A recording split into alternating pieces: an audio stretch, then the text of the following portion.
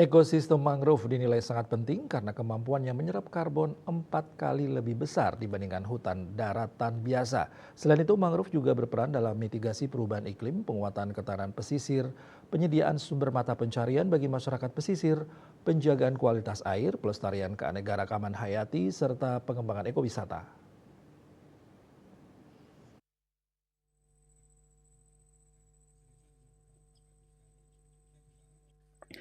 Hal itu dipertegas dalam peringatan Hari Bumi 2025 saat Kementerian Lingkungan Hidup, Badan Perlindungan Lingkungan Hidup, KLH, BPLH bersama para pemangku kepentingan dalam penanaman dan susur mangrove di Taman Hutan Raya Ngurah Rai Bali. Kegiatan ini menjadi momentum penting untuk memperkuat komitmen nasional dalam perlindungan ekosistem mangrove sekaligus sebagai upaya nyata menghadapi krisis iklim dan mempercepat transisi menuju energi bersih.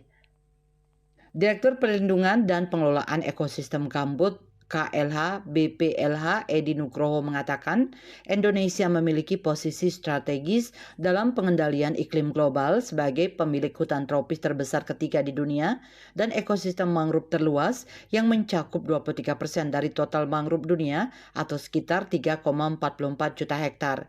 Ekosistem mangrove dinilai sangat penting karena kemampuannya menyerap karbon 4 kali lebih besar dibandingkan hutan daratan biasa.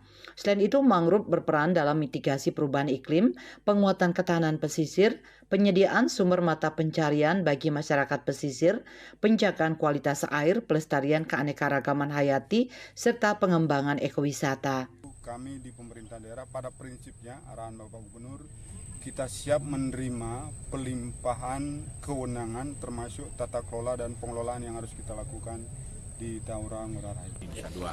Nah, rangkaiannya tadi kita menyerahkan bibit untuk kita tanam di sini, untuk dikembangbiakan di sini. Kemudian kami juga tadi beserta rombongan diperlihatkan metode-metode penanamannya, pembibitannya hingga tumbuhnya. Itu merupakan pengetahuan baru bagi kami ya, sehingga itu juga merupakan harapan bagi udara yang lebih bersih untuk Indonesia.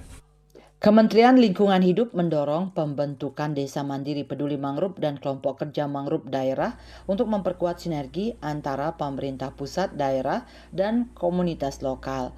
Menciptakan model perlindungan mangrove yang mandiri, terintegrasi, dan berbasis partisipasi masyarakat.